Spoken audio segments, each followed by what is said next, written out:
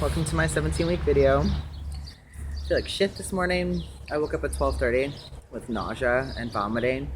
And I did not really fall back asleep again, so that was exhausting and draining. And then the night before last, I was up at 4:30 with the same crap going on. So it's been like 2 long ass nights in a row, and I just know it's gonna be a long day. I have to track myself through it. I don't think there were, at least I didn't see any. Excuse me. I didn't see any new questions between the last video and this one. Someone did ask me what it was like going off of testosterone, but I think that kind of warrants its own video, so I will do that at some point, talk about that process. So I had another meeting with my midwife on Monday. She saw me on Memorial Day, which was awesome. She doesn't really care about holidays, so that's really convenient because I don't work on that day anyway. I think our next meeting is on the 4th of July, so that's funny. At least to me, it's humorous. Let's see. Okay, so we talked about the degree of damage that can be expected during delivery. I'll talk about that in just a second here. Another thing that I thought was interesting was that she had, because I've been having a lot of allergies, but I haven't been wanting to take any medicine for it. It's not like been definitively proven that it's bad to take allergy medicine with babies, and a lot of the evidence says it's probably not an issue, but it's not terribly conclusive.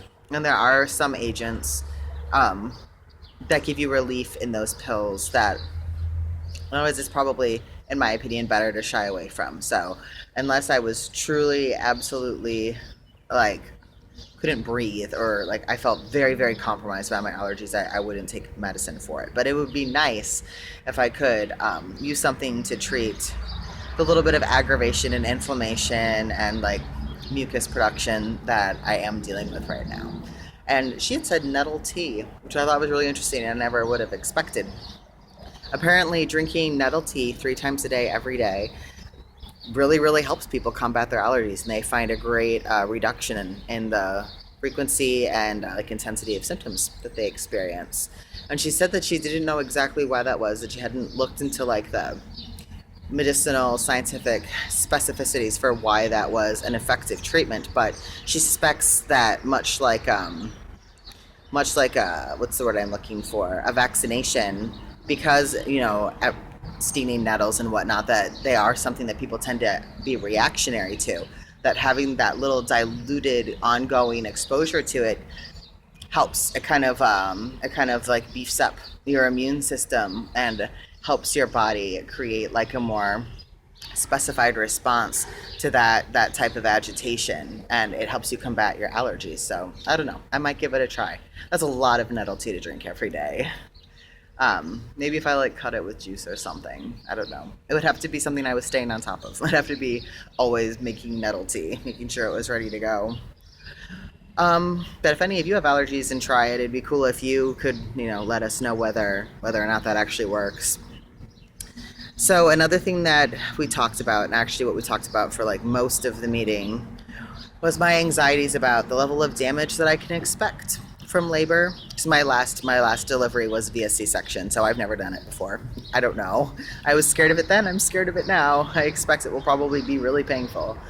And I'm trying to emotionally prepare myself for that. But I wanted to know from her what level of damage I could expect, how long it takes to heal from that damage, and is it ever the same? As a lot of people talk about babies stretching you out, and I was wondering how much truth there is to that, or whether it just sort of goes back to the way it was before. Just wanted to know. So she said that with babies, especially when it's your first time having a baby and your birth canal has never been put through that kind of stress before, there's going to be a lot of stretching, and there's going to be some tearing. There'll be like a lot of small little tears along the inside of the birth canal as a result of having a baby come through that space. But that those are very superficial and they heal very easily, and that, you know, the incision that I'd had for my cesarean section is actually a lot more intense. And I told her it was funny because I was a lot less nervous about getting the cesarean section than I am about a delivery. And she said that didn't surprise her, because we have a tendency to think of surgery as being very clean and very safe. And psychologically, that kind of creates a barrier, you know, in terms of how we think about that being done to us. But it's essentially a very controlled stabbing. she said, when you think about it. And when I put it, in that perspective, I was like, that's true. It is. And this is just like a stretch. It's like a really big stretch. And it would be like kind of like skinning your knee or something when you get those little rips and tears and abrasions going on in there. So that sort of helps that perspective. And then I was asking, okay, well, and what about tears to the perineum?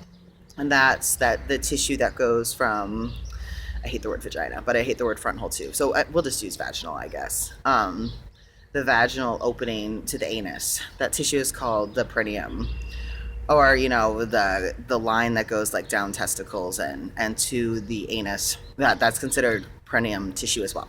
So in this instance, when a baby is crowning and it's pushing against all of those tissues, sometimes it will tear. Or sometimes doctors will even go in and cut it with a scalpel and do what's called an episiotomy. And my mom elected to have an episiotomy done when she was giving birth to my youngest brother. I saw that birth when I was 17. And she had always told me that it's better to have an episiotomy cut than to let yourself rip. Because she had ripped during one of her other babies, and it was apparently a really bad tear, and it was extremely painful for her. So that was her experience before, and she thought that, it was better to have it cut. That was her personal experience. And that the doctor had told her that it was better to do the cut too, and that it was easier to sew together. But Mary said that she doesn't think that that's true. And while it's true that my mom may have had a really painful rip,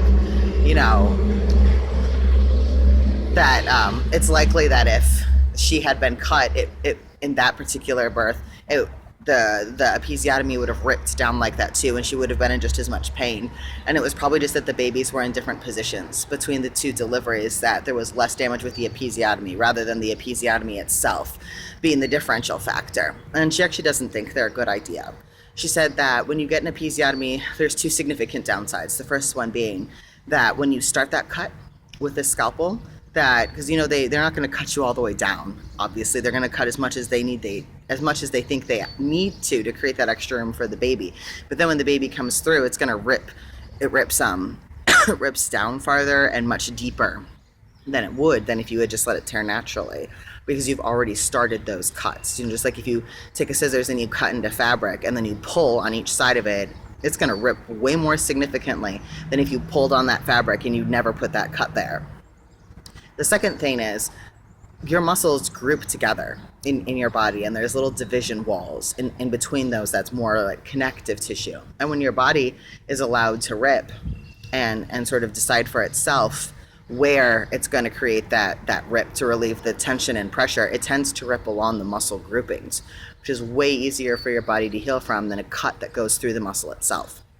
So for those two reasons, she doesn't believe in episiotomies or think they're a terribly good idea. And like she said, she doesn't think that it was the episiotomy that made my mom's recovery in the second birth any easier. She just thinks that it was an easier birth for her to be able to get out. And if it had been the exact same scenario before and she had been given an episiotomy instead of tearing, the damage would have been just as extensive.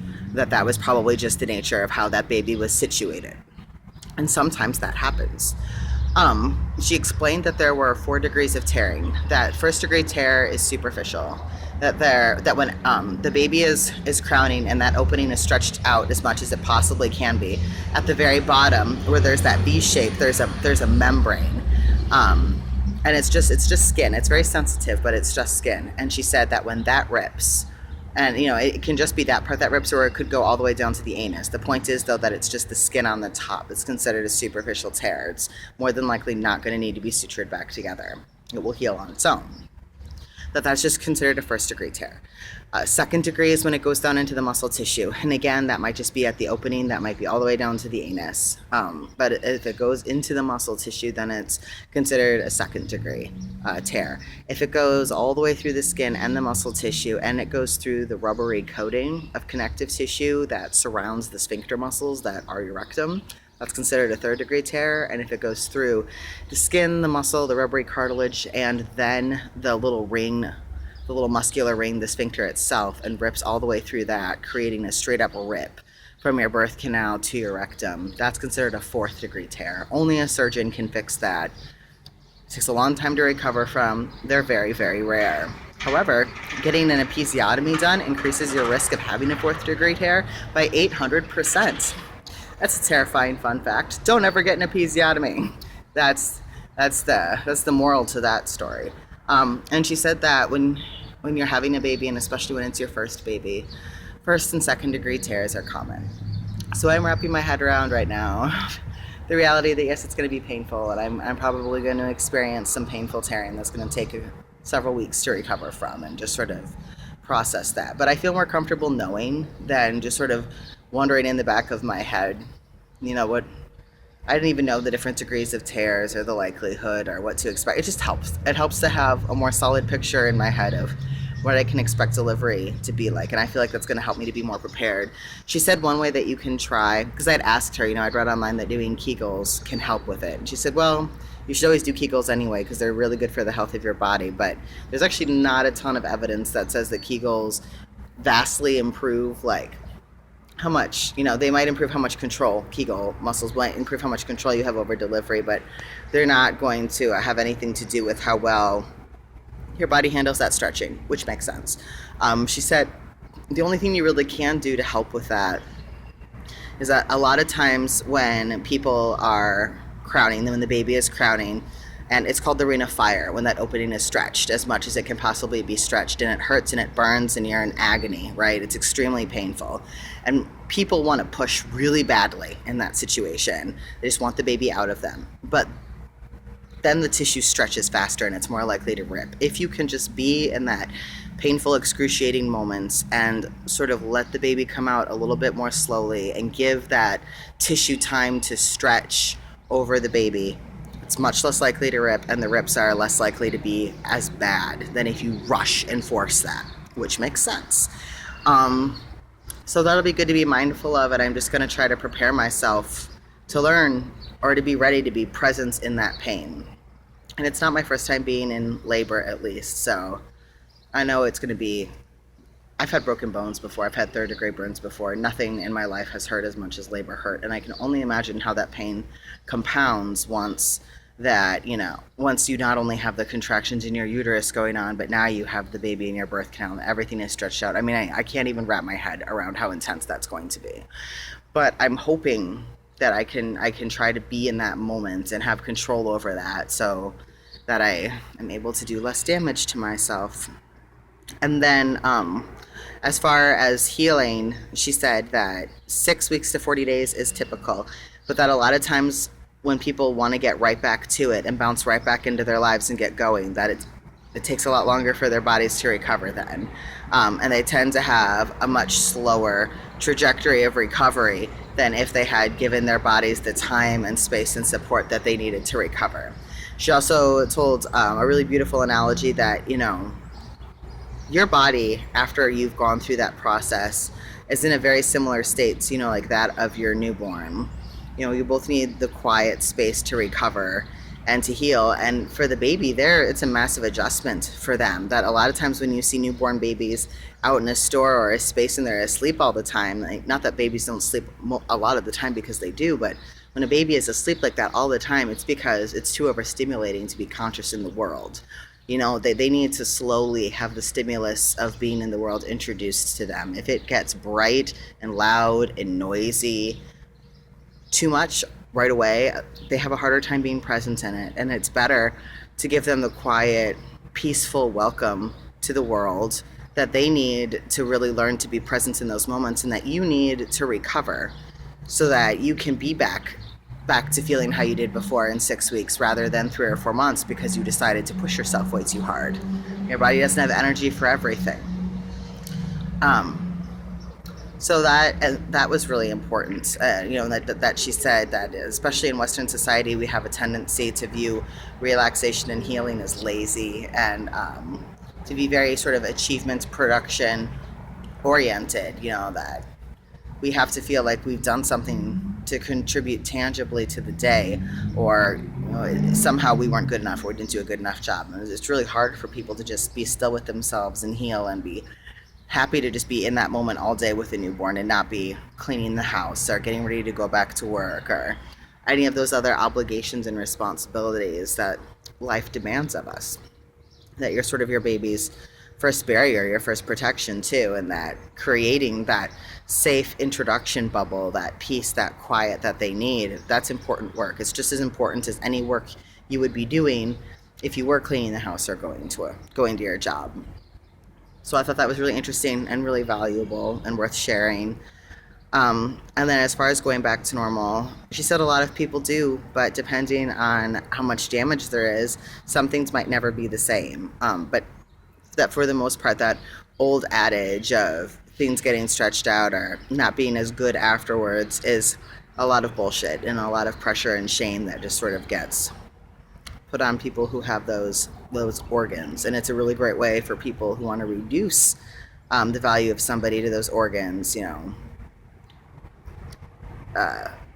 if you want to go out and find yourself a younger person, or if you want to relieve yourself of some of the consequences of your actions, it's easy if there's this social stigma built up of people who've had babies of being old and used up. It's just more harmful, hateful, sexist garbage. So those were all the answers to those questions. I think that's everything that I had to talk to you about today. It's a little bit longer of a video again. Again, I will at some point make a video talking about what, for me anyway, my personal experience of going off of testosterone was like, because there's a lot of factors that can make that experience different, and we'll talk about that then. As usual, if you have any questions or concerns, feel free to comment them or message me them, or however you want to communicate that. And this is the end of 4 months. I am 4 months pregnant now. That's crazy. I will see you next week for week 18.